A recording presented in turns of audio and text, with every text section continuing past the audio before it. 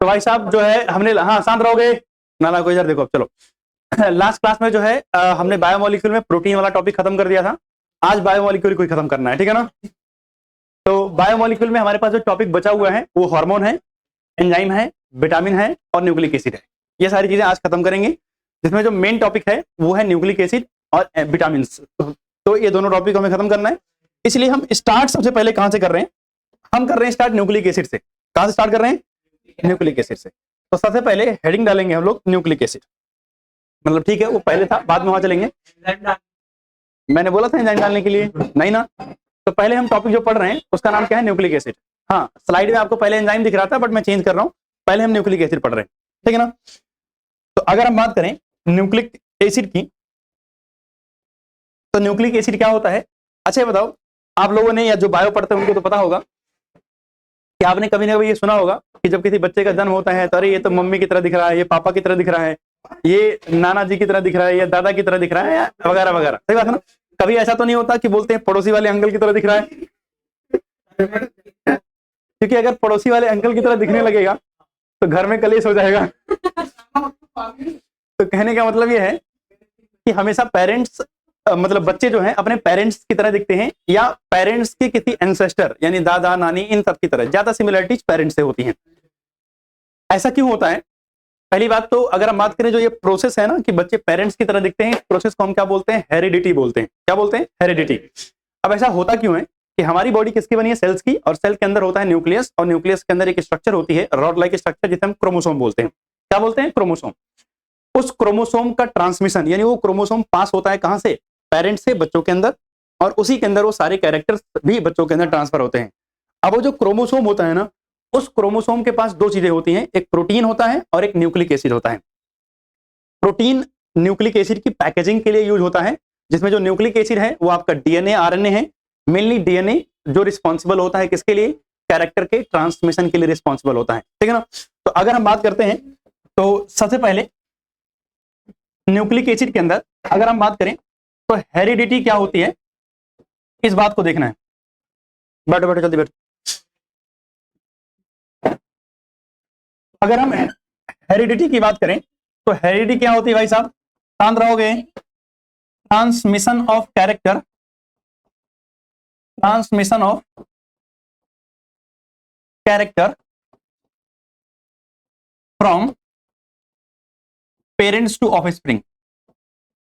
From parents to offspring के जगह parent to child लिख दे रहा हूं, ठीक है ना। जो केमिस्ट्री हम ज्यादा बायो इस्तेमाल नहीं करें, ठीक है ना। पेरेंट टू चाइल्ड यानी बच्चों से, पेरेंट से बच्चों के अंदर कैरेक्टर का ट्रांसफर होना, इसे क्या बोलते हैं? हेरिडिटी बोलते हैं। एंड अगर हम बात करें द कॉज, या मैं बोलूं इस हेरिडिटी के लिए रिस्पॉन्सिबल कौन होता है, यानी इसका कॉज कौन होता है? कॉज होता है एक rod like structure, rod like coloured structure,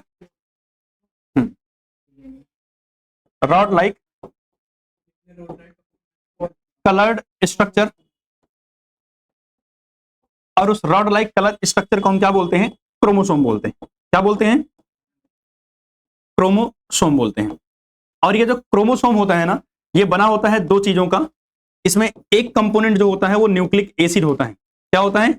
nucleic acid होता है। और जो दूसरा कंपोनेंट इसका होता है वो क्या होता है? प्रोटीन होता है। अच्छा, ये जो रॉड लाइक कलर्ड स्ट्रक्चर है ये कहां होता है? न्यूक्लियस में होता है, इन न्यूक्लियस। तो उसमें आपको न्यूक्लिक एसिड मिलेगा और क्या मिलेगा? प्रोटीन। प्रोटीन की बात हम ऑलरेडी पीछे पढ़ चुके हैं। हम आज की क्लास में फोकस किस पे रखने वाले हैं? न्यूक्लिक एसिड पर। हमारे पास जो न्यूक्लिक एसिड मेनली दो हैं, उनका नाम है डीएनए और आरएनए। क्या नाम है? डीएनए और दूसरा क्या है? आरएनए। न्यूक्लिक एसिड का मतलब होता है acidic substance present in the nucleus, उसे क्या बोलते हैं हम? न्यूक्लिक एसिड बोलते हैं। अगर आप डीएनए की फुल फॉर्म की बात करोगे तो क्या होता है भैया इसका full form? Deoxyribonucleic acid. Whereas अगर हम आरएनए की बात करें तो आरएनए क्या होता है? Ribo nucleic acid. क्लियर है बात? बैग हटा लो भाई। हाँ, तो इसे हम क्या बोलते हैं, deoxyribonucleic acid and ribonucleic acid. तो कहने का मतलब क्या हुआ कि आपको बात समझ में आई कि भैया हमारे पास जो कैरेक्टर का ट्रांसमिशन हो रहा है उसके लिए रिस्पॉन्सिबल क्रोमोसोम होते हैं, और क्रोमोसोम किसके बने होते हैं, न्यूक्लिक एसिड और प्रोटीन के। मेनली जो न्यूक्लिक एसिड होता है वो रिस्पॉन्सिबल होता है कैरेक्टर के ट्रांसमिशन के लिए। तो न्यूक्लिक एसिड में डीएनए आरएनए होते हैं, हमें इनको एक एक करके समझना है, ठीक है ना। तो अगर यहां हो गया है तो आगे चलते हैं। तो अगर हम आगे चलते हैं तो हम बात करते हैं कॉम्पोजिशन ऑफ न्यूक्लिक एसिड। किसकी बात करते हैं, कॉम्पोजिशन ऑफ न्यूक्लिक एसिड, यानी ये न्यूक्लिक एसिड किसके बने होते हैं। तो जब हम बात करते हैं न्यूक्लिक एसिड की,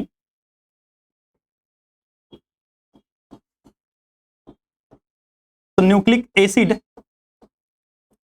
आर पॉलीन्यूक्लियोटाइड चेन। क्या होते हैं, पॉलीन्यूक्लियोटाइड चेन होते हैं। यानी सिंपल शब्दों में न्यूक्लिक एसिड क्या होते हैं, पॉलीमर ऑफ न्यूक्लियोटाइड। किसके पॉलीमर होते हैं, पॉलीमर ऑफ न्यूक्लियोटाइड। किसके पॉलीमर होते हैं, न्यूक्लियोटाइड के। अगर हम बात करते हैं जो न्यूक्लियोटाइड होता है, न्यूक्लियोटाइड में क्या क्या चीजें मिलती हैं, तो सबसे पहली चीज जो आपको न्यूक्लियोटाइड में देखने को मिलेगी वो है शुगर। क्या है, शुगर देखने को मिलेगी। मेनली ये 5 कार्बन की शुगर होती है, इसलिए हम इसको प्यार से पेंटोज शुगर के नाम से जानते हैं। क्या चीज, पेंटोज शुगर के नाम से जानते हैं। तो यहां ब्रैकेट में 5 कार्बन यानी 5 कार्बन की शुगर होती है, ठीक है ना। इसमें जो मुझे दूसरी चीज देखने को मिलती है वो मिलता है फॉस्फोरिक एसिड। कौन सा एसिड, फॉस्फोरिक एसिड देखने को मिलता है। इसके बाद इसमें मुझे तीसरी जो चीज दिखने मिलती है वो क्या है, बेस, जिसको हम नाइट्रोजन बेस बोलते हैं। क्या बोलते हैं, नाइट्रोजन बेस, ठीक। ये 3 चीजें मेनली देखने को मिलती हैं किसके अंदर, एक न्यूक्लियोटाइड के अंदर।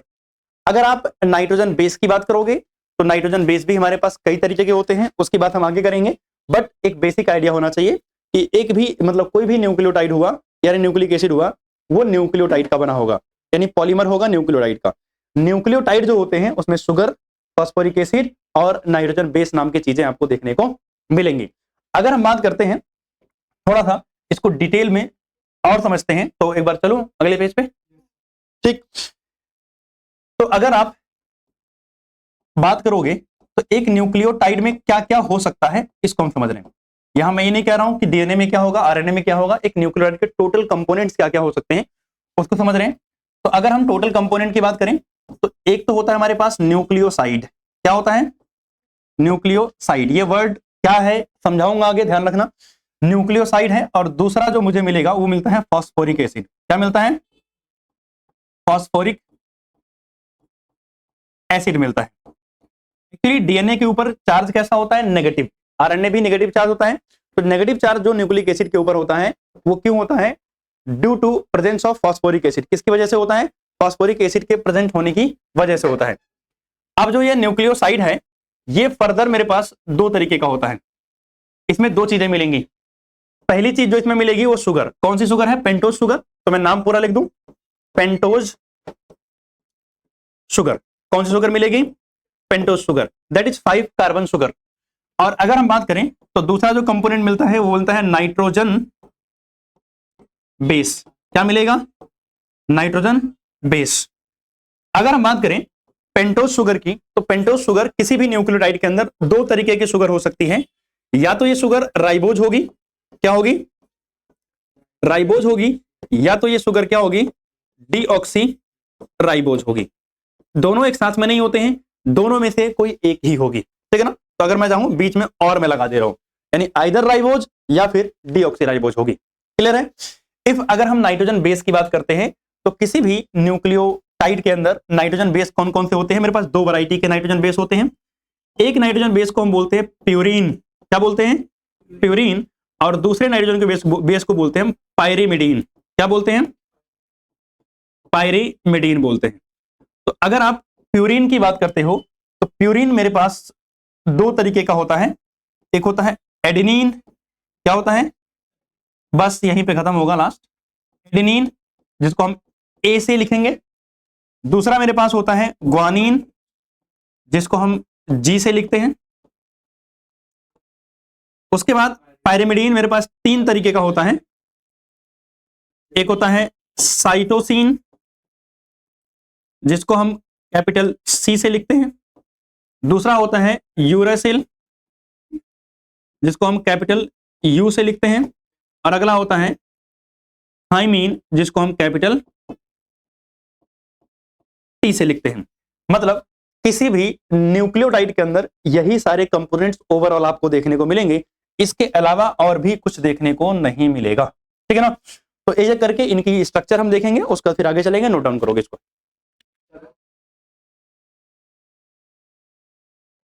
अब अगर मैं आगे चलता हूं तो मेरे पास इधर देखना ध्यान से, कॉम्पोजिशन ऑफ न्यूक्लिक एसिड के अंदर ये मेरे पास क्या है उसकी बात करता हूं। बट उससे पहले हमारे पास एक होता है फॉस्फोरिक एसिड। क्या होता है अभी बताया मैंने,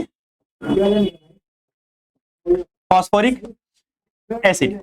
तो फॉस्फोरिक एसिड कैसा दिखता है, P double bond O, single bond O minus, single bond O minus और सिंगल बॉन्ड O माइनस। जहां जहां मैंने माइनस लगाया है वहां वहां H होता है, OH होता है। तो अगर आप ऐसे लिख रहे हो तो ये भी ठीक है, या फिर अगर किसी ने कुछ इस तरीके से लिखा है तो इसमें भी कोई दिक्कत नहीं है। यानी नेगेटिव साइन हटा के बस क्या लगा देना है, H लगा देना है। ये क्या है, फॉस्फोरिक एसिड है।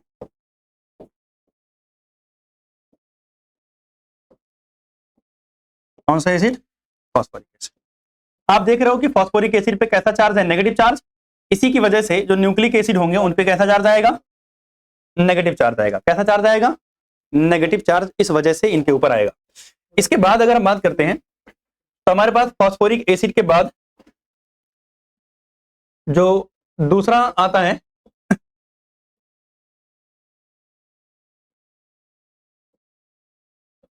वो है पेंटोज शुगर। पेंटोज शुगर में राइबोज एंड डीऑक्सी राइबोज थी ना। ये जो दोनों डायग्राम दिख रहे हैं आपको, ये किसके हैं, पेंटोज शुगर के हैं। किसके हैं ये, पेंटोज शुगर के हैं। वैसे ये सब स्ट्रक्चर बनाने के लिए नहीं आता है। आप अगर बनाना चाहो तो आप बना सकते हो, मुझे कोई दिक्कत है नहीं। जानकारी के लिए आपको पता होना चाहिए, एनसीईआरटी में ये सब दे रखा है, तो पूछने को पूछ सकते हैं, बट अभी तक तो नहीं आया। ध्यान समझना, यह है बीटा डी राइबोज। बीटा क्यों बोलते हैं, जब फर्स्ट कार्बन पर OH ऊपर होता है तो बीटा बोलते हैं। ठीक है ना। और अगर फर्स्ट कार्बन पर OH यहां भी ऊपर है तो क्या बोल रहे हैं, बीटा। मेरी बात ध्यान सुनना, बीटा डी राइबोज बोला मैंने, फिर यहां बोल रहा हूं deoxy ribose. Deoxy means oxygen remove कर देना है, और यहां 2 क्यों लिखा है, सेकंड कार्बन से ऑक्सीजन हटाना है। तो अगर आप देखो तो यहां इस पे ध्यान देना, यहां OH है लेकिन यहां O गायब हो गया। सही बात है ना, सिर्फ H है। इसी वजह से का नाम है बीटा D2 डीऑक्सी राइबोज। 2 क्या रिप्रेजेंट कर रहा है कि आपने सेकंड कार्बन से ऑक्सीजन रिमूव किया है। आपको क्या लगता है इन दोनों शुगर में से कौन ज्यादा रिएक्टिव होनी चाहिए, राइबोज, क्योंकि उसके पास एक ऑक्सीजन एक्स्ट्रा है और ऑक्सीजन की वजह से रिएक्टिविटी क्या होती है, बढ़ जाती है। तो deoxy ribose is less reactive sugar, और ये डीएनए में मिलती है, इसलिए डीएनए क्या होगा, लेस रिएक्टिव होगा एंड स्टेबल होगा। वेयर आरएनए ज्यादा रिएक्टिव होगा और स्टेबिलिटी उसकी क्या होगी, कम होगी। तो ये शुगर की वजह से होता है। तो ये बना लिया, उसके बाद आगे चलते हैं आगे। अब इधर देखना ध्यान से, हाँ अरे शांति रखोगे। ये जो आपको दिख रहे हैं दोनों, हाँ शांत रहो, ये जो आपको दिख रहे हैं ये कौन है, प्यूरीन है। कौन है ये, स्ट्रक्चर नहीं बनानी इनकी, शक्ल बस देख लेना। अगर आपका मन कर रहा है तो बना सकते हो, मैं मन को आपके नहीं रोकूंगा, बाकी जरूरी नहीं है। इधर देखना, प्यूरीन है। अगर आप देखोगे प्यूरीन में 2 रिंग मिल रही है, 2 रिंग है ना, यहां भी 2 रिंग, यहां भी 2 ring, adenine and guanine. Adenine को ए से रिप्रेजेंट करते हैं, ग्वानिन को जी से रिप्रेजेंट करते हैं। इसके अलावा हम यूज नहीं करेंगे, मतलब ए जी यही वर्ड यूज करेंगे, स्ट्रक्चर कभी नहीं यूज करेंगे। ठीक है ना। शकल आपको बस ध्यान रखनी है। इसमें क्या क्या, अगर देखो 4 नाइट्रोजन होते हैं, 1 nitrogen, 2 nitrogen, 3 nitrogen, 4 nitrogen with in the ring होते हैं। ठीक ना। और उसके बाद बाकी सारे क्या है, कार्बन है। तो ये हेट्रोसाइक्लिक रिंग है। कैसी रिंग है भाई, अगर रिंग के अंदर कार्बन के अलावा कुछ दूसरे एटम आ जाए तो क्या बोलते हैं, हेट्रोसाइक्लिक बोलते हैं। तो रिंग हेट्रोसाइक्लिक होती है और ये बाइसाइक्लिक होते हैं। मतलब अगर मैं बड़े सिंपल शब्दों में बोलूं तो प्यूरिन जो होता है वो कैसा होता है, हेट्रोसाइक्लिक। तो जो मैं लिख रहा हूं बस वो आप नोट कर सकते हो, हेट्रोसाइक्लिक होगा। और इसके अलावा कैसा होगा, इसमें कार्बन कितने हैं काउंट करना। तो अच्छा बताओ कितने मेंबर की रिंग है टोटल, कितने मेंबर की रिंग? अरे 1 2 3 4 5 6 7 8 9, तो 9 मेंबर की रिंग है जिसमें 4 क्या है? 4 नाइट्रोजन और बाकी बचे हुए 5 क्या है? कार्बन। ठीक है ना? अगर आप बताना चाहो तो नाइट्रोजन की पोजीशन क्या होती है? 1 3 7 9। क्या होती है? 1 3 7 9, अदरवाइज उतना रिक्वायर्ड नहीं है। और ये एक और चीज लिख दो, बाईसाइक्लिक। कैसे होते हैं? बाईसाइक्लिक। तो प्यूरिन जो होते हैं वो हेट्रोसाइक्लिक और कैसे होते हैं? बाईसाइक्लिक होते हैं। इतनी बात आपके लिए सफिशिएंट है। और ये शकल अगर आप बनाना चाहो तो बना सकते हो, कंपलसरी नहीं है। ठीक है ना? तो अगर किसी ने बनाया है तो बना लेना जल्दी जल्दी से, और नहीं बनाना है तो भी कोई दिक्कत नहीं है। चलो आगे। 1 3 7 9। ठीक है ना? चलो आगे। दूसरा वाला जो है इसका नाम है पायरिमिडीन। क्या नाम है? पायरिमिडीन। आप मुझे बताओ, जो पायरिमिडीन है कितने साइकिल है इसमें? एक ही है। सही बात है ना? ये मोनोसाइक्लिक होता है, मोनोसाइक्लिक। हेट्रोसाइक्लिक तो है ही है। सही बात है ना? हेट्रोसाइक्लिक। इसके अलावा इसमें 2 नाइट्रोजन है और 4 कार्बन है। नाइट्रोजन की पोजीशन क्या होगी? 1,3। ठीक है ना? इसमें साइटोसिन, थाइमिन और यूरेसिल आते हैं। क्लियर है? तो बस इतना याद रखना है, इससे ज्यादा और कुछ नहीं। अगर आप लिखना चाहो पायरिमिडीन के बारे में तो बस इतना ही लिखोगे कि ये मोनोसाइक्लिक होते हैं, कार्बन कितने होते हैं, नाइट्रोजन कितने होते हैं, वगैरह वगैरह। बाकी और चीजें उतनी इंपॉर्टेंट नहीं। क्लियर है बात? तो अब इससे आगे चलें। Structure of nucleic acid. मेरी बात सुनना, यहां पर मैं आऊंगा, लेकिन उससे पहले मैं कुछ अलग से बताना चाह रहा हूं। देखना, अगर मैं बात करूं तो मेरे पास, अगर हम डीएनए के स्ट्रक्चर की बात करेंगे तो यहां होता है OH, H बीटा हो गया, ये H होगा, H होगा, यहां OH, H, और यहां क्या होता है? CH2। सही बात है? यही है बीटा डी डीऑक्सीराइबोज, और सेकंड पोजीशन पे मैंने O हटा दिया है तो डीऑक्सीराइबोज है। कार्बन नंबर 1 कौन है? ये वाला। कार्बन नंबर 1 जो है वो बॉन्ड करता है किसके साथ? नाइट्रोजन बेस के साथ। किसके साथ बॉन्ड करेगा? नाइट्रोजन बेस के साथ। अब आपको पता है जब भी बॉन्डिंग होती है तो एक कॉमन सी चीज है, वो क्या है? 2 OH कंबाइन करके वाटर बाहर कर देते हैं। ठीक है ना? तो यहां पर OH से कंबाइन होकर के वाटर बाहर होगा, और वाटर बाहर होने के बाद यहां पे जो बॉन्ड बनेगा, जैसे मान लिया एडिनिन है, या फिर ग्वानिन हो सकता है, साइटोसिन हो सकता है, और क्या हो सकता है? थाइमिन हो सकता है। कुछ भी हो जाएगा। यानी सिंपल शब्दों में आप इनको क्या बोल सकते हो? बेस भी लिख सकते हो, कोई दिक्कत थोड़ी है तो नाइट्रोजन बेस ही। तो ये जो बॉन्ड बना है, दिस बॉन्ड, इसका नाम क्या है? Glycosidic bond. क्या नाम है? Glycosidic bond. अभी आ रहा हूं, स्ट्रक्चर एनसीईआरटी ने बनाया हुआ है, बट पहले ये बात समझो कि कार्बन नंबर 1 पर जाकर के कौन अटैच होता है? नाइट्रोजन बेस अटैच होते हैं। जब कार्बन नंबर 1 के साथ नाइट्रोजन बेस अटैच होते हैं तो जो बॉन्ड बनता है उसका नाम है ग्लाइकोसिडिक बॉन्ड। अब ये जो स्ट्रक्चर बनी है, इस स्ट्रक्चर को न्यूक्लियोसाइड बोला जाता है। क्या बोला जाता है? न्यूक्लियोसाइड। अगर आपने टेबल देखी होगी तो न्यूक्लियोसाइड के नीचे मैंने पेंटोज शुगर और नाइट्रोजन बेस बनाया था, मतलब उन दोनों के कंबाइन करने से क्या बनता है? न्यूक्लियोसाइड। यानी जब नाइट्रोजन बेस पेंटोज शुगर के साथ अटैच हो जाती है तो जो स्ट्रक्चर बनती है उसका नाम क्या होता है? न्यूक्लियोसाइड होता है। तो जैसे अगर आप यहां देखोगे, जो स्ट्रक्चर यहां बनी हुई है, ये मेरे पास क्या है? एक न्यूक्लियोसाइड है। क्या दिख रहा है आपको? ये पूरी की पूरी एक पेंटेज शुगर है, और इसके साथ फर्स्ट कार्बन पर आपको क्या दिख रहा है? क्या अटैच है? बेस अटैच है। तो जो स्ट्रक्चर आपको ये दिख रही है, कौन सी स्ट्रक्चर है? न्यूक्लियोसाइड की स्ट्रक्चर है। आई थिंक सबको क्लियर है, यहां कोई समस्या नहीं है न्यूक्लियोसाइड में। उधर भी चलता हूं तो इस ए वाले को मैं लिख सकता हूं कि ये क्या है? न्यूक्लियोसाइड है। हाँ, अगर किसी को बनाना है तो ये वाली स्ट्रक्चर बना सकता है, इधर वाली। अभी बस इधर वाली बनाना, उधर वाली समझा दूंगा फिर बनाना। क्लियर है? चलो न्यूक्लियोटाइड भी बता दूं। अब इधर देख लेना, न्यूक्लियोटाइड भी कुछ अलग नहीं है। इस OH को थोड़ा सा मैं अगर इधर रख दूं तो कोई किसी को समस्या तो नहीं होगी। अभी मैंने फॉस्फोरिक एसिड बनाया था ना, डबल बॉन्ड O, यहां OH, यहां OH, यहां OH। कोई समस्या किसी को? एसिड है तो ये इसका H+, इसका H+ गायब कर देता हूं। यहां देखना, ये दो OH कंबाइन करेंगे तो क्या बाहर होगा? वाटर। एक ऑक्सीजन रह जाएगा ना भाई, H2O, एक ऑक्सीजन तो बचेगा ना। तो ये और ये गायब कर दिया। इस ऑक्सीजन को मैंने इसे बीच में ला दिया, बॉन्ड बन गया है। ये जो बॉन्ड बना है इसको बोलते हैं फॉस्फो एस्टर बॉन्ड। क्या बोलते हैं? फॉस्फो एस्टर बॉन्ड बोलते हैं। अब ये जो स्ट्रक्चर बनी है ये न्यूक्लियोसाइड नहीं है, क्या बन गई? न्यूक्लियोसाइड। कहां पे? हाँ, तभी तो ये डीऑक्सीराइबोस शुगर बना। ठीक, तो इस स्ट्रक्चर को अब हम क्या बोलने लगेंगे? न्यूक्लियोटाइड। बात समझाई? तो अब अगर इसको देखो ध्यान से, तो यहां पर हमने फास्फोरिक एसिड अटैच कर दिया। जब 5th कार्बन पर फास्फोरिक एसिड जोड़ दिया तो जो स्ट्रक्चर बनके तैयार होती है उसका नाम क्या होता है? न्यूक्लियोटाइड। क्या नाम होता है? न्यूक्लियोटाइड। अरे कोई दिक्कत नहीं, ये राइबोस शुगर ले लिया होगा, हमने डीऑक्सीराइबोस शुगर ले लिया। अच्छा, इस OH से परेशान हो रहे हो क्या?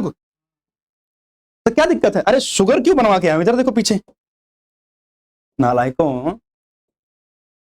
यहां क्यों बताया हूं? दो तरीके की शुगर है। अगर OH लगा हुआ है तो राइबोस शुगर है, OH नहीं लगा हुआ है डीऑक्सीराइबोस शुगर है। कोई समस्या है क्या इससे? नहीं ना भाई, मेरा मन है मैं डीऑक्सीराइबोस शुगर ले लूं, मैं राइबोस शुगर ले लूं, मैं DNA बनाऊं, मैं RNA बनाऊं, तो उसमें घबराना नहीं है, न्यूक्लियोटाइड तो वही रहेगा ना। क्लियर है बात ना? अब मेरी बात सुना ध्यान से, यहां आपको बात समझ में आई? तो ये वाला जो बॉन्ड था, इस बॉन्ड का नाम क्या है बताओ? Glycosidic bond. तो यहां लिख लोगे इसको, तो ग्लाइकोसिडिक बॉन्ड। और ये वाला जो बॉन्ड बना है इस बॉन्ड को क्या बोलते हैं? Phosphoester bond. ठीक है ना? याद रखना, phosphoester bond present in nucleotide. किसमें प्रेजेंट होता है? न्यूक्लियोटाइड, नॉट इन DNA या RNA। वहां बॉन्ड का नाम बदल जाएगा, बताऊंगा कैसे बदलेगा। ठीक है ना? तो phosphoester bond only present in nucleotide. अब इधर देखो, हाँ शांत रहोगे। ये क्या है? जादू। ठीक है ना? ये बनाना नहीं आप लोगों को, मैं बनाऊंगा सिंपल सी आसान सी स्ट्रक्चर, वो आपको अच्छा लगेगा। ठीक है ना? देखना ध्यान से, पहले एक बार समझ लो। आपने इससे पहले जो देखा था वो था न्यूक्लियोटाइड। भैया हमको बनाना क्या है? पॉलीन्यूक्लियोटाइड। सही बात है ना? तो पॉलीन्यूक्लियोटाइड बनाने से पहले हम डाई न्यूक्लियोटाइड तो बनाना सीख लें। यानी दो न्यूक्लियोटाइड को अगर हमने जोड़ दिया तो 3, 4, 5, 50, 100, 200 जितने जोड़ लोगे सब जोड़ देंगे। तो सबसे पहली बात, मेरे पास ये एक न्यूक्लियोटाइड है जिसमें ये वाली शुगर है। अब बताओ ये वाली शुगर कौन सी है? तो बताया ही नहीं इसने, तो ना H लगाया है ना OH लगाया है। ठीक है ना? तो मेरे पास ये शुगर है। ठीक है ना? इस पर बेस जुड़ा हुआ है। ये वाला बॉन्ड कौन सा है? Glycosidic bond. यहाँ फॉस्फोरिक एसिड का कौन सा बॉन्ड है? Phosphoester bond. दूसरा वाला भी ऐसे ही यहाँ नीचे। ठीक, अब देखना ध्यान से कि यहां पर ये वाला OH दिख रहा है आपको? Carbon number 1, carbon number 2, carbon number 3। तो कार्बन नंबर 3 पर जो OH है ये अटैच होगा इधर किसी OH से। जैसे ये OH है ना, तो ये दोनों OH आपस में क्या करेंगे? H2O बाहर कर देंगे। H2O क्या कर देंगे? रिमूव कर देंगे। तो बीच में ऑक्सीजन आएगा, यानी कार्बन नंबर 3 बाइंड करेगा किसके साथ? फॉस्फोरिक एसिड के OH के साथ में। तो बीच में ऑक्सीजन आएगा। तो अब ध्यान से इस वाले बॉन्ड में देखना, ऊपर वाला H दिख रहा है, नीचे वाला H दिख रहा है। बस सिर्फ इस फॉस्फोरिक एसिड पे फोकस करना। ये डबल बॉन्ड O वैसे ही है, ये ऑक्सीजन ऑलरेडी इसके साथ बॉन्डेड था वैसे ही है, लेकिन अगर आप देखो तो एक ऑक्सीजन फ्री है, एक दूसरा वाला ऑक्सीजन फिर से जुड़ गया। अब मेरी बात सुनो ध्यान से, कार्बन और ऑक्सीजन के जो बॉन्ड होते हैं ना उसको हम बोलते हैं एस्टर बॉन्ड। कौन सा बॉन्ड बोलते हैं? यानी कार्बन ऑक्सीजन के बीच में जो बॉन्ड होता है उसे एस्टर बॉन्ड बोलते हैं। यहां कार्बन ऑक्सीजन के बीच में एक बॉन्ड है, एक फॉस्फेट है, तो फॉस्फो एस्टर। ठीक, यहां देखना, एक फॉस्फेट तो फॉस्फो, इधर कार्बन ऑक्सीजन के बीच में एक बॉन्ड इधर और कार्बन ऑक्सीजन के बीच में एक बॉन्ड इधर। तो कितने एस्टर हैं? 2। इसलिए बॉन्ड का नाम क्या होगा? Phosphodiester. यानी ये जो बॉन्ड बन रहा है ये पूरा का पूरा बॉन्ड, यानी यहां से लेके यहां तक जो बॉन्ड बना है that bond is called phosphodiester. क्या बोलते हैं इसको हम? फॉस्फो डाई एस्टर बॉन्ड बोलते हैं।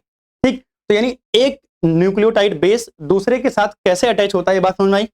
इसी को हम बड़े सिंपल लैंग्वेज में बनाएंगे या बड़े सिंपल शब्दों में। कैसे? मेरे पास यहां क्या है? शुगर है। ठीक है ना? तो एक डब्बा मैंने ये शुगर ले ली। हाँ, इस शुगर के साथ यहां मैंने एक बॉन्ड बना दिया। ये जो बॉन्ड मैंने बनाया है लेट्स से ये मैंने बेस के साथ बनाया है। कोई भी बेस हो सकता है ना, ये ठीक है ना, ये किसी भी बेस के साथ मैंने बना दिया। इस साइड में क्या अटैच होगा, इस साइड में बोल रहा हूं फॉस्फोरिक एसिड। कौन सा एसिड है, या फॉस्फेट बोल दे रहा हूं सीधा। इस साइड में अटैच है फॉस्फेट, तो फॉस्फेट वाला ग्रुप अटैच्ड है इधर, तो इसको भी मैं ऐसे डब्बे में बंद कर दूं। ठीक, अब इस साइड ऐसे मैंने खाली छोड़ दिया। अच्छा, एक इंपॉर्टेंट बात, यहां बीच में क्या होता है, ऑक्सीजन बना देता हूं ना इसको, ताकि दिक्कत ना हो। ये थोड़ा जगह बनानी पड़ेगी यार इसमें, फिर इसको थोड़ा दूर कर लेते हैं। अब यहां बीच में क्या आ जाएगा, ऑक्सीजन आ जाएगा, कोई दिक्कत नहीं। अब देखना ध्यान से, ये सेम चीज कॉपी की और ऐसे इधर लगा दिया, ठीक है, और ये सेम चीज थोड़ा सा छोटा करना पड़ेगा इसको भी। आ जाओ भाई साहब,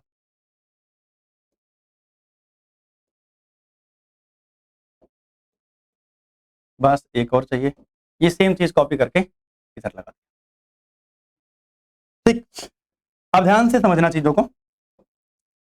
यहां पर आपको पता है बीच में क्या आएगा, ऑक्सीजन आएगा, क्योंकि ये वाला इसके साथ फिर से ऑक्सीजन के थ्रू ही जुड़ता है। सही बात है ना, यहां ऑक्सीजन तो दिख ही रहा है।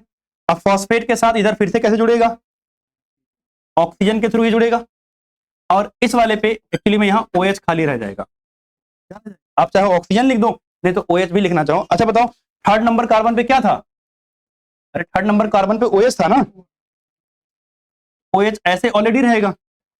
अब इधर देखना, ये जो बीच वाला ग्रुप है, यानी यहां से लेकर के ये जो यहां तक का ग्रुप है, ये N टाइम होगा, मतलब ये चीज रिपीट होती रहेगी।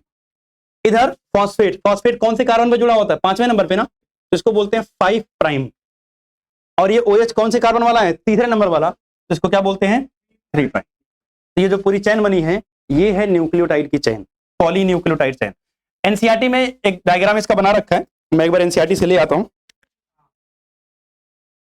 तो ये स्ट्रक्चर जो आपको स्क्रीन पे दिख रही है एनसीईआरटी की है, ठीक है ना, बेस शुगर फॉस्फेट और ये N और शुगर फॉस्फेट रिपीट करता रहेगा, ठीक है ना। तो आप दोनों में से जो बनाना चाहो बना सकते हो, कोई समस्या वाली बात नहीं है। ठीक, अब सुनना आगे हमारे पास। अच्छा, ये जो इससे पहले आप देख रहे थे, ये है प्राइमरी स्ट्रक्चर ऑफ डीएनए, मतलब आपको एक एक चीजें अलग अलग से दिख रही हैं, इसे प्राइमरी बोलते हैं। ये जो स्ट्रक्चर आपको दिख रही है इधर, ये सेकेंडरी स्ट्रक्चर है। डीएनए सिंगल स्टैंड नहीं होता है, डबल स्टैंडर्ड होता है।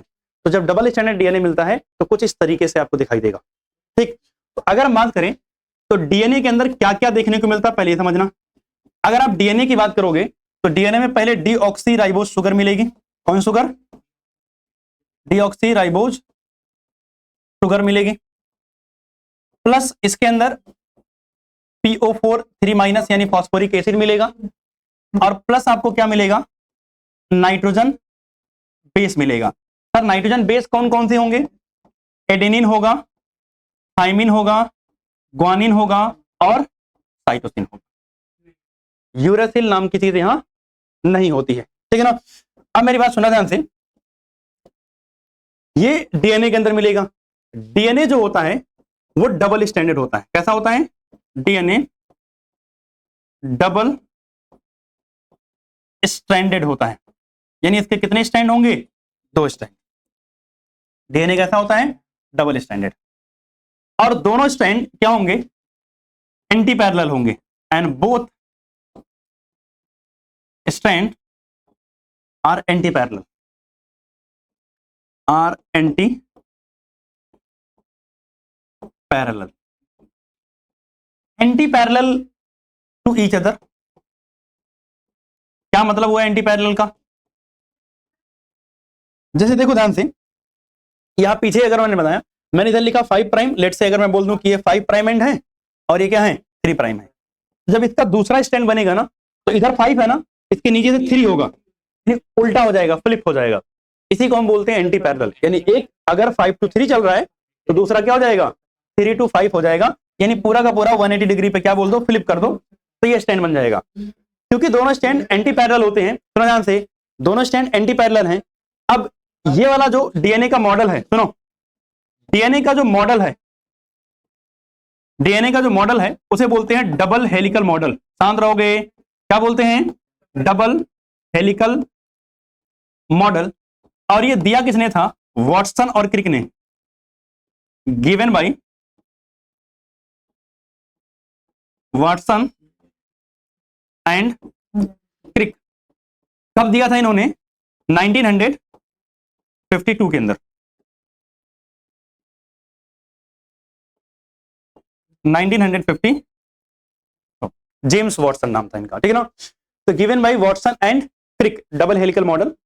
और इन्होंने क्या बताया? जब दोनों स्ट्रैंड एक दूसरे के पैरेलल होंगे ना, तो वो क्वाइल्ड होंगे, ऐसे क्वाइलिंग होगी इनके अंदर। और अगर आप देखो तो ये जो दिखा हुआ है ना, जी मतलब ग्वानोसिन और सी का मतलब साइटोसिन। तो अगर आप देखो ग्वानोसिन और साइटोसिन के बीच में बॉन्ड दिख रहा है, 3 लाइन, तो वो हाइड्रोजन बॉन्ड है। वो कौन सा है? हाइड्रोजन बॉन्ड है। तो मतलब क्या हुआ? जो N2 बेस होते हैं वो पेयरिंग करते हैं, पेयर विद ईच अदर। वो क्या करते हैं?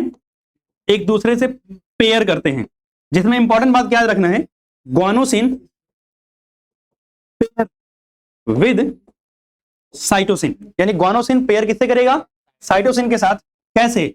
By triple hydrogen bond, triple hydrogen.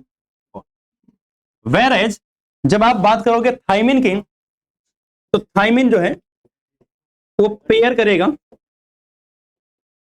With adenine bye double hydrogen bond, double hydrogen. Clear है बात? तो ये दोनों एक दूसरे से क्या करते हैं? पेयरिंग भी करते हैं। दोनों स्ट्रैंड एक दूसरे के एंटी पैरेलल होंगे। ये इतनी बातें आपके लिए सफिशिएंट है डीएनए के लिए। डीऑक्सीराइबोज न्यूक्लिक एसिड बोलते हैं, डीएनए पता है आपको, फुल फॉर्म लिख दिया था। कौन कौन से नाइट्रोजन बेस होंगे और दोनों स्ट्रैंड एंटी पैरेलल होंगे, वगैरह वगैरह वगैरह, ठीक है ना। अगर इतनी बात हो गई तो आगे चलते हैं।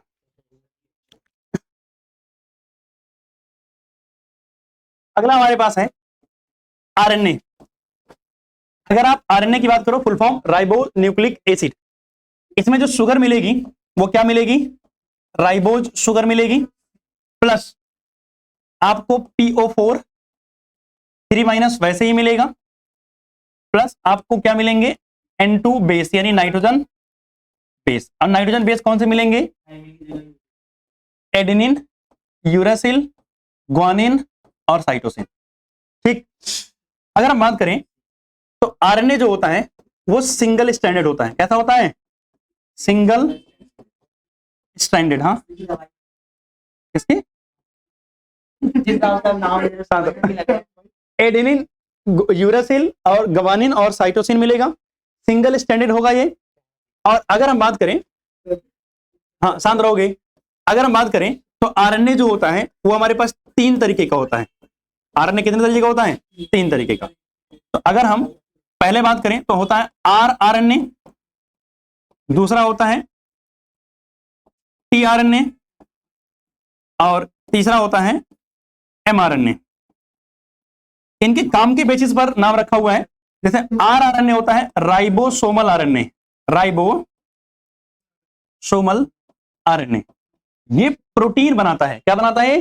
प्रोटीन बनाता है। टीआरएनए ट्रांसफर आरएनए बोलते हैं इसको। कौन सा आरएनए? Transfer RNA. अब बताओ, प्रोटीन बनाने में अमीनो एसिड की जरूरत पड़ती है ना, तो प्रोटीन बनाने की प्रोसेस के समय जो अमीनो एसिड लगते हैं उनको पकड़ पकड़ के लाता कौन है? टीआरएनए। और ये है मैसेंजर आरएनए। कौन सा आरएनए? Messenger RNA. डीएनए जो होता है वो इन सबका बॉस है और उसका पर्सनल असिस्टेंट कौन है? एमआरएनए। यानी जब भी डीएनए को प्रोटीन बनाना होगा तो वो खुद नहीं आएगा चल के, वो न्यूक्लियस में खुद बैठा रहेगा। एमआरएनए बनाएगा, एमआरएनए को मैसेज देगा कि भैया ये वाला प्रोटीन बनाना है। एमआरएनए न्यूक्लियस के बाहर निकल के आएगा, बाकी सारे ऑर्गन्स को बोलेगा कि भैया प्रोटीन ये वाला बनाना है। तो उसमें आपको पता है एंडोप्लाज्मिक रेटिकुलम, आपने नाम तो सुना ही होगा, ठीक, छोटी छोटी क्लासेस में। तो जो एंडोप्लाज्मिक रेटिकुलम है वो क्या करते हैं? प्रोटीन बनाते हैं by using the information from mRNA. और एमआरएनए को इंफॉर्मेशन किसने दी थी? डीएनए दी थी। तो इसकी इंफॉर्मेशन का यूज करके ये प्रोटीन बनाएगा। जब प्रोटीन बनाएगा तो चाहिए होंगे अमीनो एसिड, तो अमीनो एसिड किससे मंगवाएगा? टीआरएनए से, ठीक है ना।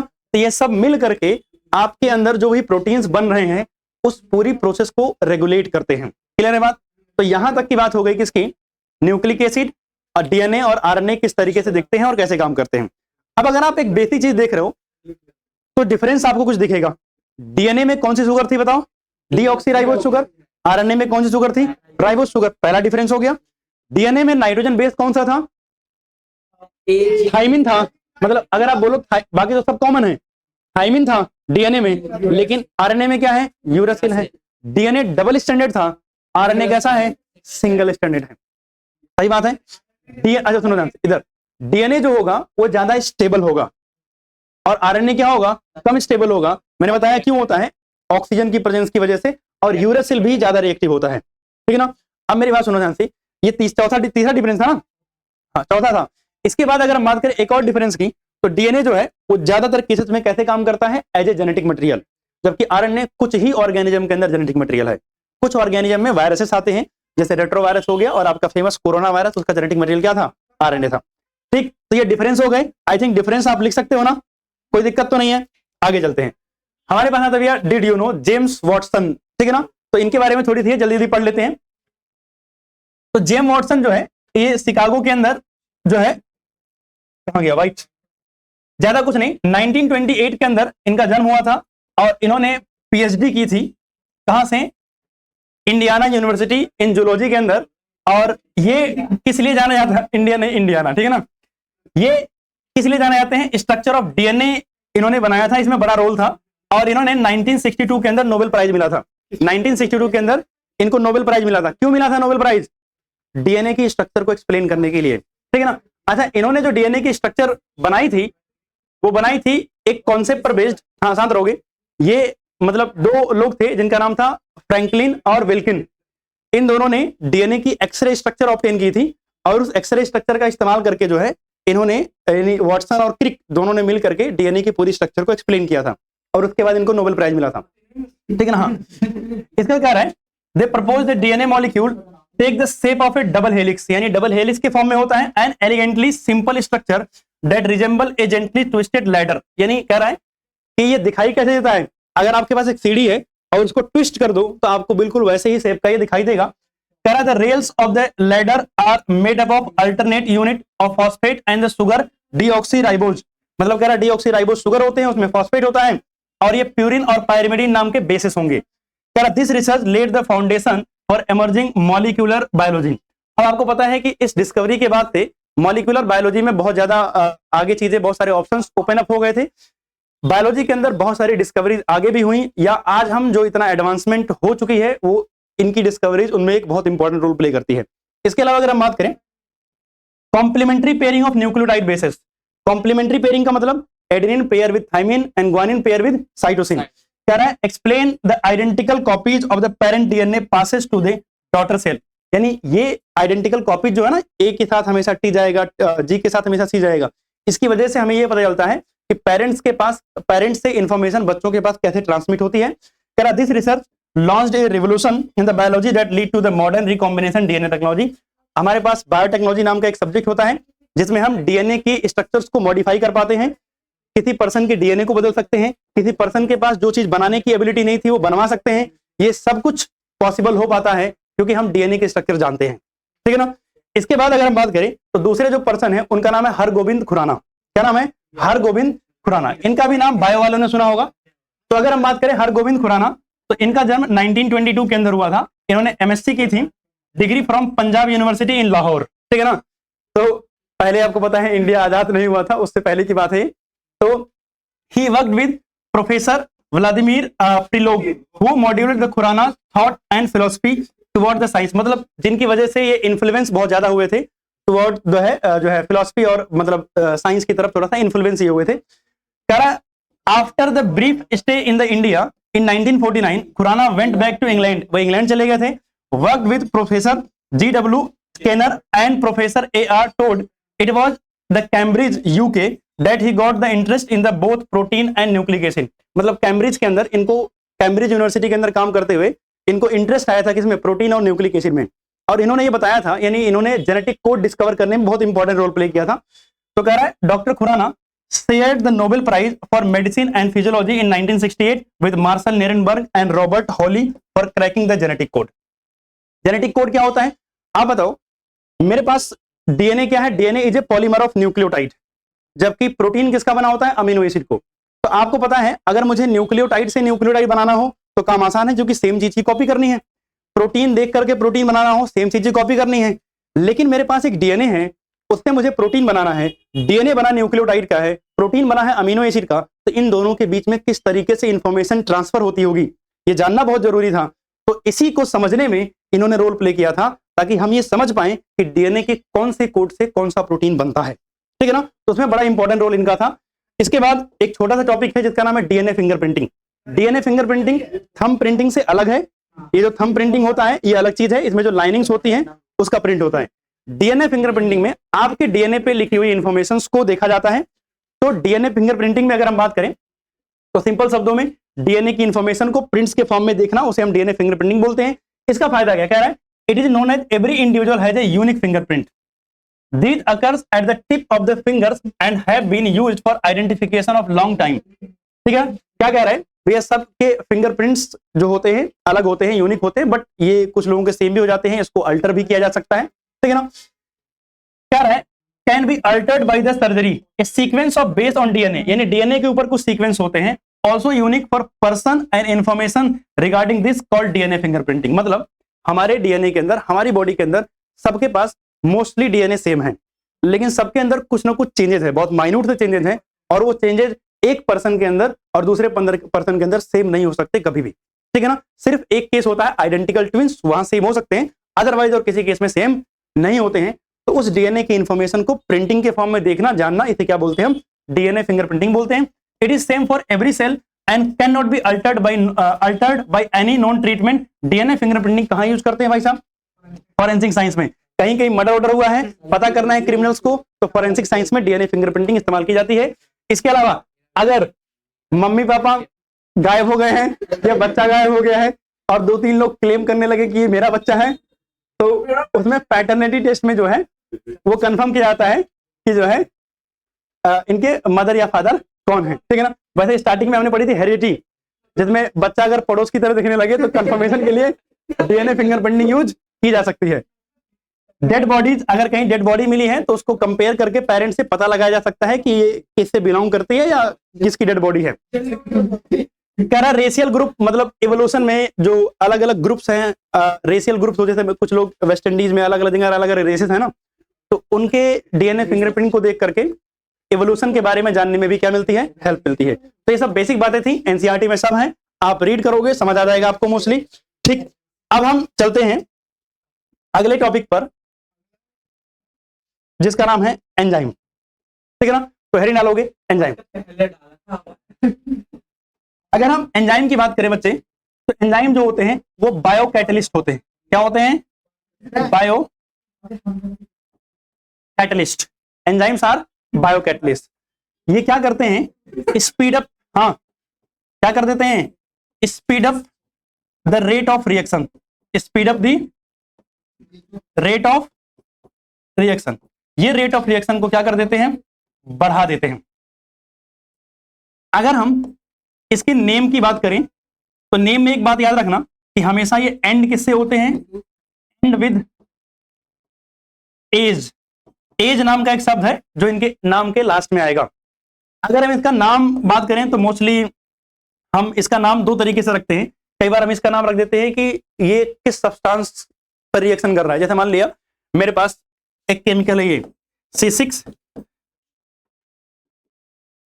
C12 S22 O11, मैं मान लूं ये माल्टोज है। क्या ये माल्टोज। तो जब मैं इसका ब्रेक डाउन करता हूं तो मुझे मिलेगा ग्लूकोज C6 S12 O6। तो माल्टोज का ब्रेक डाउन कर रहा हूं, तो इसलिए एंजाइम जो यूज होता है उसका नाम क्या पड़ गया, माल्टेज। क्या नाम पड़ गया, माल्टेज। तो यहां नाम मैंने किसके बेसिस पर रखा, सबस्ट्रेट। तो ठीक है, ये named on the basis of substrate. भैया सबस्ट्रेट कौन सा है उसके बेस पर नाम रखा गया है। अगर मान लिया मेरे पास कोई एक एंजाइम है जो क्या कर रहा है, ऑक्सीडेशन और रिडक्शन कर रहा है। मान लिया मेरे पास एस एक सब्सटेंस है, एस रिड्यूस्ड, और यहां लिख रहा हूं दूसरा एस डैश ऑक्सीडाइज्ड।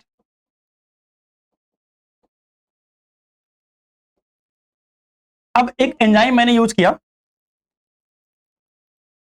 जिसने क्या किया, एस को ऑक्सीडाइज कर दिया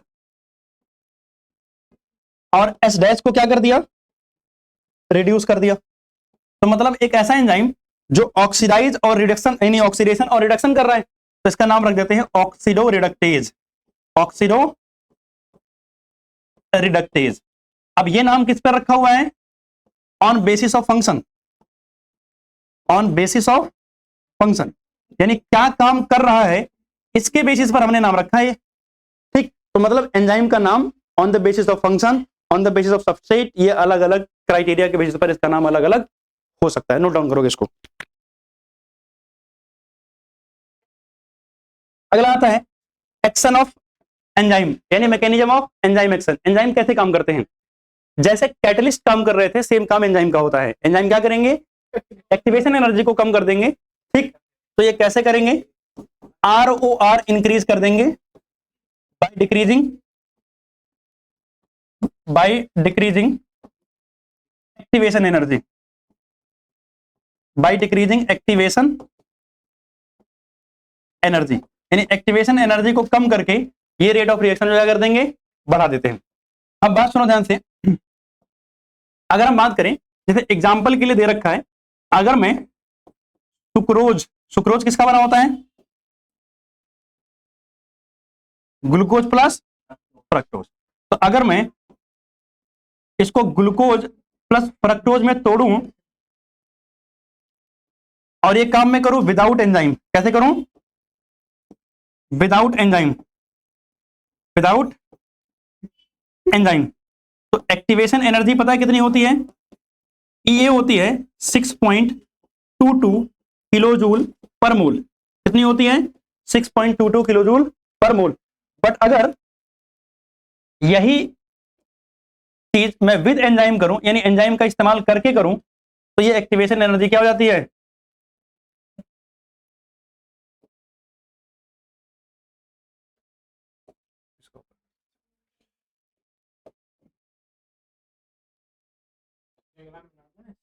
हाँ डायग्राम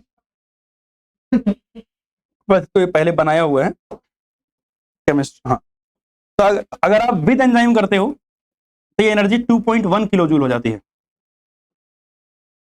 हाँ चेंज कर रहा हूं ना, विद एंजाइम करता हूं तो कितनी हो जाती है, 2.1। किसी के पास एनसीईआरटी है क्या, एक बार थोड़ा कंफर्म कर लेते, 2.1 ही ऐसा था, 2 पॉइंट समथिंग के आसपास है एनसीईआरटी किसी के पास।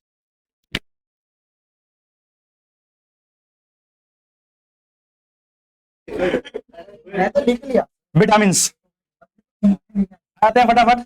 विटामिन की अगर बात करें तो विटामिन ऐसे ऑर्गेनिक कंपाउंड है जो रिक्वायर्ड होते हैं डाइट के अंदर इन स्मॉल क्वांटिटी। ज्यादा नहीं लेना है, ज्यादा लोगे बीमारी हो जाएगी, कम लोगे तब भी बीमारी हो जाएगी, ठीक है ना।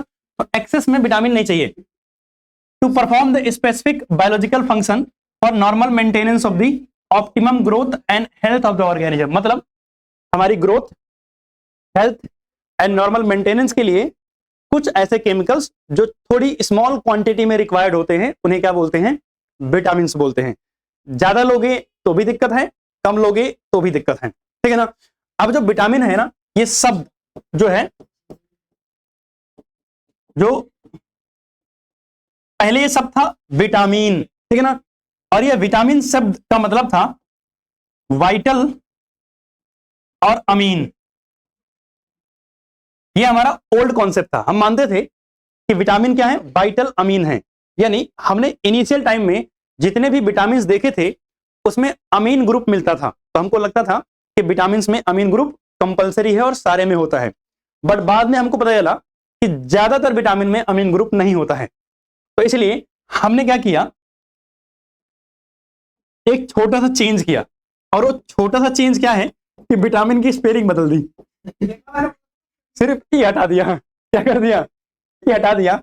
मतलब ये हमारा क्या है, पुराना कॉन्सेप्ट है, ओल्ड कॉन्सेप्ट है, और इसके हिसाब से क्या था, ये ओल्ड कॉन्सेप्ट है, ऐसा हम मानते थे, assumed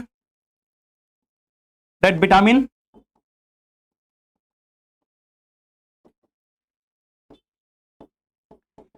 contains amine group,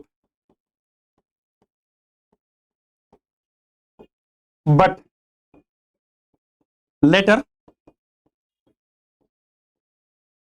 found that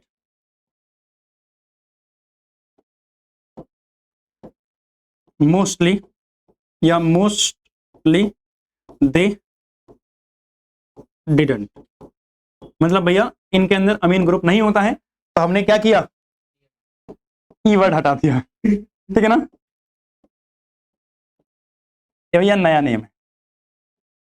ठीक है ना, अगर विटामिन क्या हो जाए, एक्सेस में हो जाए,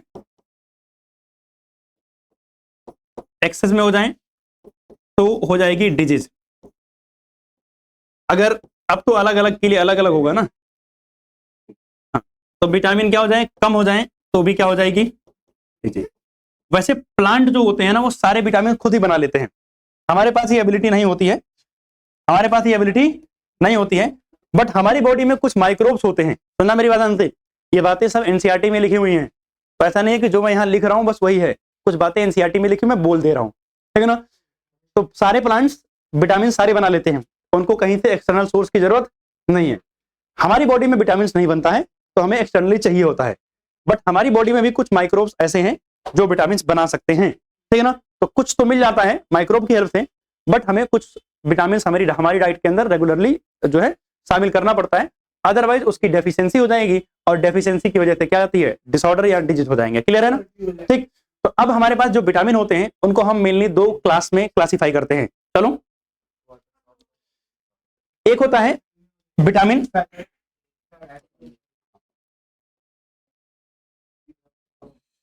एक होता है वाटर सोल्यूबल और एक होता है फैट सोल्यूबल। तो सबसे पहले अगर हम बात करें फैट सोल्यूबल, और दूसरे क्या होते हैं, वाटर सोल्यूबल। हाँ शांत रहो, अगर हम शांत रहोगे, अगर हम फैट सोल्यूबल विटामिन की बात करें तो ये विटामिन क्या होते हैं, soluble in fat but not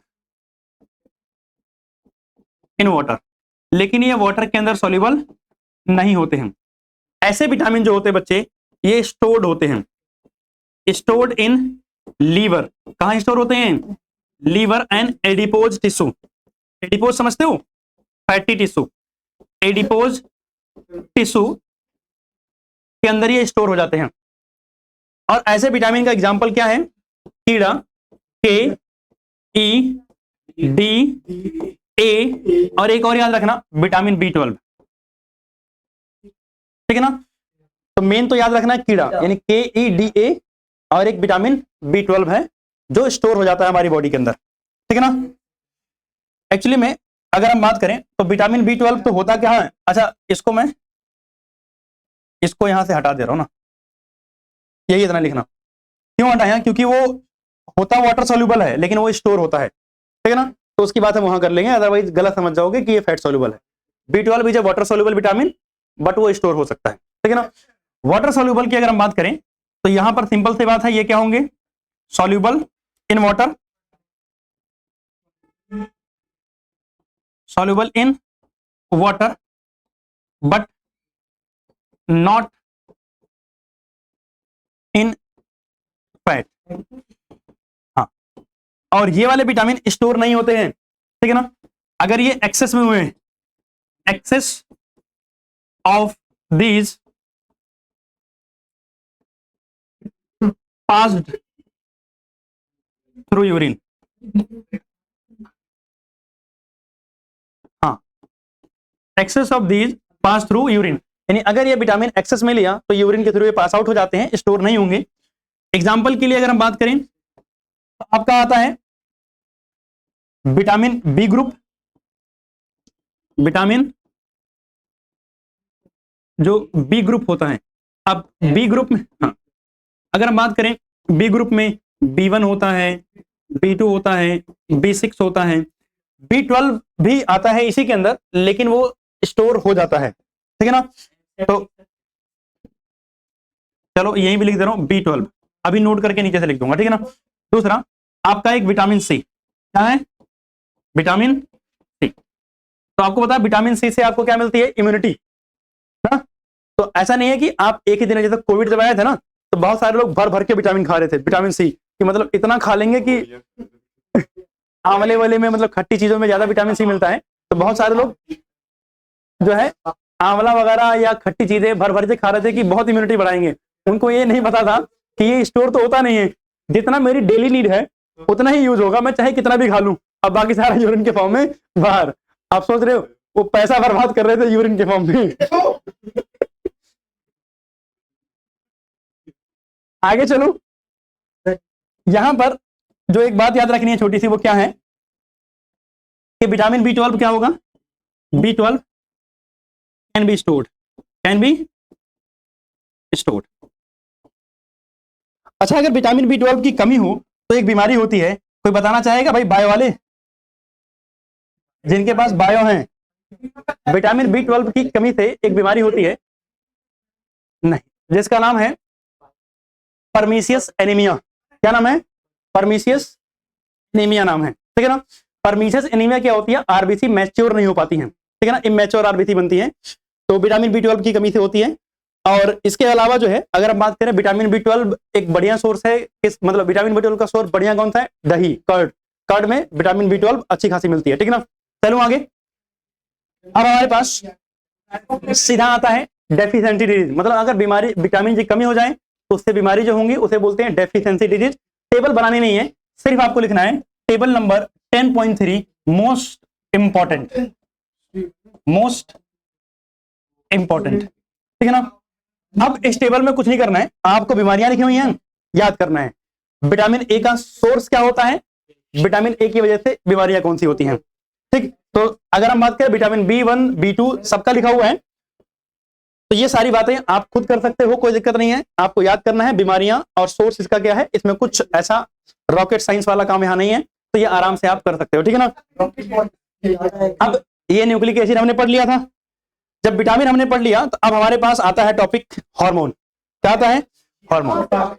सुनना मेरी बात ध्यान से, हाँ बिल्कुल शांति, ये लास्ट टॉपिक है, इसमें आपको लिखना कुछ भी नहीं है, आप मेरी बातें सुन लो, उतना याद रखना, हार्मोन से क्वेश्चन नहीं आता है, थोड़ी बातें याद रखना, एनसीईआरटी बस पढ़ लेते हैं, ठीक है ना। पहली बात तो हार्मोन क्या है, hormone are the molecule that act as a intercellular messenger.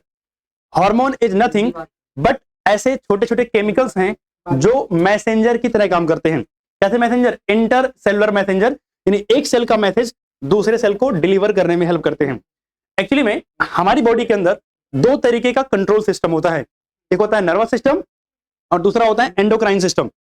Nervous system जो होता है वो हर जगह नहीं पहुंच पाता है, तो इसलिए अगर मान लिया नर्वस सिस्टम को कोई सिग्नल देना है, भाई मुझे अपना हैंड बेंड करना है, तो ये सिग्नल कहां से आता है, नर्वस सिस्टम से आता है। लेकिन नर्वस सिस्टम जब कभी सिग्नल ट्रांसमिट करता है तो ग्रुप ऑफ टिश्यूज को करता है, यानी टिश्यूज को सिग्नल करेगा, एक इंडिविजुअल सेल को सिग्नल नहीं देता। लेकिन अगर इन सारी सेल्स के भीड़ में से मुझे किसी एक सेल को ही सिग्नल देना है तो कैसे दूंगा, नर्वस सिस्टम तो इस केस में काम नहीं कर पाएगा। नर्वस सिस्टम का जो सिग्नल होता है ना, वो बहुत शॉर्ट टाइम का होता है, वो सिग्नल आया और खत्म हो गया, भाई मैंने सोचा कॉन्ट्रैक्शन करने के लिए, मसल कॉन्ट्रैक्शन हुआ, सिग्नल गायब हो गया। तो अगर यही सारी चीजें चलती रहे, तो अगर मुझे कहीं मान लिया सिग्नल लंबे समय के लिए चाहिए, लेट्स से ग्रोथ करवानी है, तो ग्रोथ थोड़ी है कि अभी ग्रोथ करवानी है फिर थोड़ी देर बंद कर देनी है, ऐसा थोड़ी है। बाल पे मतलब सर पे बाल ग्रो करवाने हैं, अगर सर पे बाल ग्रो करवाने हैं तो नर्वस सिस्टम तो शॉर्ट टाइम का है, तो हेयर ग्रो किए फिर गायब हो गए, ऐसा तो नहीं चाहिए ना, मुझे कॉन्टिन्यूअस चाहिए, यानी मैसेज लंबे समय तक चाहिए। ऐसे सारे केसेस में कौन सा काम करता है, हार्मोन काम करता है। तो कह रहा है these are produce by endocrine gland. अच्छा ये कौन बनाता है इसको, ग्लैंड बनाते हैं। ग्लैंड किसको बोलते हैं, वो कोई भी सेल या ग्रुप ऑफ सेल्स जो हार्मोन बना सकती है उसको हम क्या बोलते हैं, एंडोक्राइन ग्लैंड बोलते हैं। In the body and are port directly into the blood, मतलब जब हार्मोन बनेगा तो बनने के बाद कहां रिलीज हो जाएगा, डायरेक्टली ब्लड में रिलीज कर दिया जाएगा। अब हार्मोन को तो ये नहीं पता ना कि जाना कहां है, किसके ऊपर एक्ट करना है, तो इसके लिए अगर हम बात करें तो हार्मोन सारे सेल पे एक्ट नहीं करता है भाई। हार्मोन किसी ग्लैंड ने बनाया, उसको ब्लड में रिलीज कर दिया। हार्मोन को जहां जाके काम करना है या जिसको भी मैसेज डिलीवर करना है, उस सेल को हम बोलते हैं टारगेट सेल। क्या बोलते हैं उसको हम? टारगेट सेल या टारगेट ऑर्गन। अब उस टारगेट सेल या टारगेट ऑर्गन के पास ऐसा समझो कि उसके पास कुछ सिस्टम बैठा हुआ है जिसको हम रिसेप्टर बोलते हैं। आप ऐसा समझो कि आपके पास चाबी है और एक मेरे पास ताला है, ठीक। अब मैं घूम घूम के वो पर्सन ढूंढ रहा हूं जिसके साथ ये ताला और चाबी दोनों मैच कर जाएंगे। तो रिसेप्टर लगे होते हैं सेल के पास, हार्मोन अलग अलग जगह घूम रहा है, जिसके साथ वो दोनों मैच कर जाएगा, हार्मोन जाके उस सेल से बाइंड कर जाएगा। और जैसे ही उस सेल से बाइंड होगा, वो मैसेज जो भी लेके आया था वो डिलीवर किसको हो जाएगा? उस सेल को डिलीवर हो जाएगा। यानी टारगेट सेल को डिलीवर करने का तरीका यही होता है। अदरवाइज हार्मोन को थोड़ी पता है किस सेल को लेके जाना है, वो ब्लड में मूव करता जा रहा है, पूरी बॉडी में सर्कुलेट कर रहा है, बस उसको क्या चाहिए? वो रिसेप्टर चाहिए जिस रिसेप्टर के लिए वो हार्मोन बना है, ठीक है ना। करविस transported them to the site of action, यानी ब्लड उसको ट्रांसपोर्ट करके साइट ऑफ एक्शन पे ले जाएगा। In term of the chemical nature, अगर आप हार्मोन के केमिकल नेचर की बात करोगे तो इट शुड बी, मतलब ये क्या हो सकता है? स्टेरॉइडल हो सकता है, ये कैसा हो सकता है? पेप्टाइड का बना हुआ हो सकता है।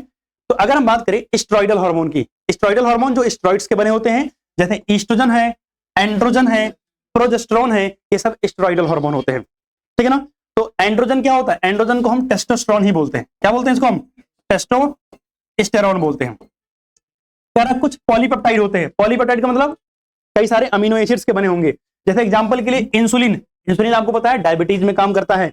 इसके अलावा एंडोर्फिन, आपको खुशी, अच्छा फील होना, ये सब काम किसका होता है? एंडोर्फिन का। तो आपको जो अच्छी फीलिंग आती है, जो मोटिवेशन थोड़ा मिलता है, खुशी होती है, उसके लिए रिस्पॉन्सिबल कौन होता है? Endorphin. And some other are amino acid derivative, कुछ लोग अमीनो एसिड के डेरिवेटिव्स होते हैं, जैसे एपिनेफ्रिन, नॉरएपिनेफ्रिन, कुत्ता देख के भागने लगते हो, वो सब एपिनेफ्रिन और नॉन एपिनेफ्रिन का काम होता है। हाँ, शांत रहोगे। इमरजेंसी सिचुएशन के अंदर जो भी एक्टिविटीज आप परफॉर्म करते हो उसमें एपिनेफ्रिन और नॉरएपिनेफ्रिन का काम होता है, ठीक है ना। सुना ध्यान से, इसके बाद सुनना। हाँ, शांत रहोगे। Hormone have several function in the body, यार हार्मोन के अलग अलग फंक्शन होते हैं। जैसे एग्जांपल के लिए समझो, हाँ शांत रहोगे। They help to maintain the balance of the biological activities in the body. कह रहे हो बायोलॉजिकल एक्टिविटी, हाँ शांत नहीं रहोगे तुम लोग। बायोलॉजिकल एक्टिविटीज को मेंटेन करते हैं। कह रहे जैसे इंसुलिन नाम का हमारे पास एक हार्मोन है जिसका काम होता है ब्लड शुगर लेवल को कम करना। जब भी हम फूड कंज्यूम कर रहे हैं, फूड डाइजेस्ट हुआ, शुगर ग्लूकोज में कन्वर्ट किया उसको, और ग्लूकोज को एब्जॉर्ब करके कहां भेज दिया? ब्लड में भेज दिया। तो ब्लड के अंदर ग्लूकोज का लेवल बढ़ जाता है, तो ब्लड के अंदर जो ग्लूकोज का लेवल होता है उसको डाउन कौन करता है? इंसुलिन करता है। Insulin release in response to rapid rise in the glucose level, और जब ग्लूकोज का लेवल बढ़ जाएगा तो इंसुलिन क्या करेगा? उस लेवल को कम कर देगा। ऑन द अदर हैंड, अगर मान लिया ग्लूकोज हमें ब्लड में चाहिए, हमें रिक्वायरमेंट है ब्लड की, ब्लड के अंदर ग्लूकोज की, तो उस केस में कौन काम करेगा? ग्लूकेगॉन काम करेगा, ठीक। ग्लूकेगॉन काम करेगा, और ग्लूकेगॉन क्या करेगा? Tend to increase the glucose level in the blood, और ये ब्लड के अंदर ग्लूकोज लेवल बढ़ा देगा। अब दोनों एक दूसरे के अपोजिट काम कर रहे हैं। इसका मतलब बॉडी की जैसी रिक्वायरमेंट होगी, ब्लड ज्यादा चाहिए ग्लूकोज लेवल, ब्लड के अंदर ग्लूकोज लेवल कम चाहिए, उसके हिसाब से ये दोनों मिलकर क्या करेंगे? काम करेंगे। अगला देखो, कह रहा था two hormone together regulate the glucose level in the blood. अब एक हमारे पास epinephrine and norepinephrine mediate the response to external stimuli. जैसे एक्सटर्नल स्टिमुलाई मतलब क्या होता है? बाहर से कोई रिस्पॉन्स आता है, जैसे डर लग गया आपको, कुत्ता देख के भागने लगे आप, इमरजेंसी सिचुएशन के अंदर, इमरजेंसी सिचुएशन के अंदर ये काम करता है। इसके अलावा सुनो, जो ग्रोथ हार्मोन है and sex hormone, growth hormone and sex hormone कौन कौन से होते हैं? Progesterone, oestrogen and testosterone. ये सब ग्रोथ में रोल प्ले करते हैं और डेवलपमेंट में रोल प्ले करते हैं। जैसे आपको पता है टेस्टोस्टेरोन, बहुत सारे लोग जिम जाते हैं, टेस्टोस्टेरोन लेते हैं और उससे इंजेक्शन लेकर के थोड़ा मसल बिल्डिंग करवाते हैं ना, तो उनका रोल होता है ग्रोथ में। क्या है? थायरोक्सिन एक हार्मोन है जो कौन बनाता है? थायराइड ग्लैंड बनाता है। थायराइड ग्लैंड से जो थायरोक्सिन बनता है, ये हमारी बॉडी में मेटाबॉलिज्म करवाता है। क्या करवाता है? मेटाबॉलिज्म, मतलब जो कार्बोहाइड्रेट, प्रोटीन, इन सब का मेटाबॉलिज्म जो होता है, इनका डाइजेशन वगैरह है, वो कौन करवाता है? थायरोक्सिन। अगर is an iodinated derivative of amino acid, मतलब ये क्या कौन सा हार्मोन है? आयोडीन से बना होता है, यानी आयोडीन और अमीनो एसिड से कंबाइन होने से बनता है। और टायरोसिन एक अमीनो एसिड, याद है आपको? नहीं याद होगा। टायरोसिन अमीनो एसिड जो होता है उसको आयोडीनेट करते हैं, तब जाके थायरोक्सिन बनता है। और abnormally low level of thyroxine, अगर थायरोक्सिन का लेवल कम है तो आपको बीमारी हो जाएगी हाइपोथायरॉयडिज्म। क्या हो जाएगी? हाइपोथायरॉयडिज्म। इसमें क्या होगा? आपका लेथरगाइनेस और ओबेसिटी, मतलब थोड़ा स्टमक बाहर आ जाएगा साइड से, मतलब एक सिंपल शब्दों में मोटापा क्या हो जाएगा, मोटापा क्या हो जाएगा, बहुत ज्यादा हो जाएगा। इसके अलावा कह रहा है अगर इसका लेवल बढ़ जाए तो उसे क्या बोलते हैं, हाइपरथायरॉयडिज्म बोलते हैं। अगर थायराइड आयोडीन का लेवल आपकी डाइट में कम होगा तो इससे हाइपोथायरॉयडिज्म होता है, और इससे क्या हो जाता है, जो थायराइड ग्लैंड होता है वो स्वेल कर जाता है, और इस कंडीशन को हम क्या बोलते हैं, गोइटर बोलते हैं। काम, हाँ, इस कंडीशन को हम क्या बोलते हैं, कहीं नहीं लिखा है, इसको हम क्या बोलते हैं, गोइटर बोलते हैं। तो आपको याद रखना है कि अगर गोइटर ना हो, ऐसी सिचुएशन चाहिए आपको, तो क्या करना है, आयोडाइज्ड सॉल्ट कंज्यूम करना है, जिससे आपको ये वाली सिचुएशन देखने को ना मिले। इसके बाद लास्ट है, बस लास्ट, ठीक है ना। कह रहा है स्टेरॉइडल हार्मोन अगर हम बात करें, जैसे एड्रिनल ग्लैंड से बनते हैं, और कहां से बनता है, गोनाड। गोनाड मतलब टेस्टिस एंड ओवरी से बनते हैं। अगर सुनो ध्यान से, hormone release by the adrenal cortex play very important role in the function of the body. कैसे, glucocorticoid control the carbohydrate metabolism, यानी कार्बोहाइड्रेट के डाइजेशन से रिलेटेड, उसके यूटिलाइजेशन से रिलेटेड चीज को कंट्रोल करता है। कह रहा है modulate inflammatory reaction and are involved in the reaction to stress, यानी स्ट्रेस वगैरह सिचुएशन में भी ये क्या करता है, काम करता है। कह रहा है mineralocorticoid control the level of excretion of water and salt bye kidney. Kidney कितना वाटर रिमूव करना है, मिनरल्स कितने रिमूव करने हैं, सॉल्ट कितना रिमूव करना है, कितना सॉल्ट एक्सेस में हो गया है, इन सबको कंट्रोल कौन करता है, मिनरलोकॉर्टिकॉइड। ब्लड प्रेशर रेगुलेट करने में भी इसका रोल होता है, ठीक है ना। If adrenal cortex does not function properly then one of the result may be Addison disease. कौन सी बीमारी होती है, एडिशन डिजीज होती है, अगर एड्रिनल कॉर्टेक्स प्रॉपर काम नहीं करता है। Characterized by the glycemia. Hypoglycemia क्या होती है, ग्लूकोज लेवल क्या हो जाएगा, हाइपो मींस क्या होता है, कम होना, और ग्लाइसीमिया मतलब ग्लूकोज लेवल क्या हो जाएगा, कम हो जाएगा ब्लड के अंदर, वीकनेस हो जाएगी, and increase the susceptibility to stress, यानी स्ट्रेस बहुत ज्यादा होगा। Disease is fatal unless it is treated by the glucocorticoid and mineralocorticoid. यानी अगर आपने ये हार्मोन बाहर से नहीं दिया तो ये बीमारी क्या हो सकती है, फैटल हो सकती है, मतलब डेडली हो सकती है, इंसान मर भी सकता है। हार्मोन रिलीज बाय गोनाड्स का मतलब ओवरी एंड टेस्टिस से रिलीज होंगे। रिस्पॉन्सिबल होते हैं क्या, सेकेंडरी सेक्स कैरेक्टर, मतलब बॉयज के अंदर बियर्ड, मुस्टेचेस, इन सबकी डेवलपमेंट के लिए। फीमेल के अंदर आपका जो है जो फीमेल कैरेक्टर होते हैं उनकी डेवलपमेंट के लिए, मेंस्ट्रुअल साइकिल के लिए, इन सब चीजों के लिए क्या होते हैं, रिस्पॉन्सिबल होते हैं। इसके अलावा अगर हम बात करें, testosterone is the major sex hormone produce in the male, it is responsible for development of secondary sexual character in the male, जैसे deep voice, facial hair growth, general physical and constitution, मतलब जो भी है body के structure, उसकी development में इसका role होता है। And estradiol is the main female sex hormone और it is responsible for development of secondary female character and जो है participate in the control of the menstrual cycle. यानी ईस्ट्रोजन हार्मोन जो होता है उसी का दूसरा नाम है एस्ट्राडियोल, सिंथेटिक फॉर्म होता है, ठीक है ना। तो ईस्ट्रोजन हार्मोन जो होता है वो मेंस्ट्रुअल साइकिल और फीमेल सेक्सुअल कैरेक्टर की डेवलपमेंट में रोल प्ले करता है। इसके अलावा एक और हार्मोन है प्रोजेस्टेरोन। प्रोजेस्टेरोन हार्मोन जो है वो प्रेगनेंसी को मेंटेन करता है। जब फर्टिलाइजेशन हो जाता है, यानी एग फर्टिलाइज कर जाता है, जाइगोट बनता है, तो उसकी डेवलपमेंट, उसका इंप्लांटेशन और प्रेगनेंसी को मेंटेन करने का काम किसका होता है, प्रोजेस्टेरोन का होता है, ठीक है ना। तो ये सारे हार्मोन के बारे में आपके एनसीईआरटी में लिखा हुआ था, तो बस एक बार रीडिंग मान लेनी है और आपका ये बायोमोलिक्यूल चैप्टर खत्म हो गया है। अब इसके बाद आपका पूरा कंप्लीट सिलेबस फिनिश हो गया, ठीक है ना। और हम डीएनए ब्लॉक का रिवीजन कर रहे थे, अगली क्लास में हम डीएनए ब्लॉक ही पढ़ेंगे और उसके बाद डीएनए ब्लॉक के क्वेश्चंस करेंगे, ठीक है।